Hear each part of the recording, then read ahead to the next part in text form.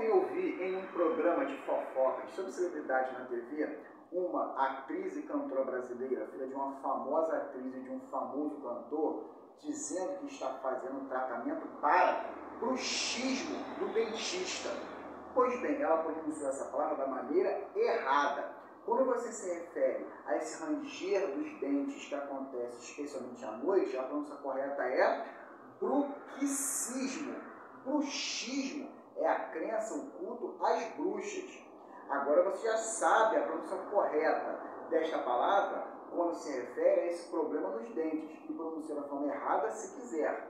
Relembrando, bruxismo tem a ver com dentes e bruxismo com bruxas.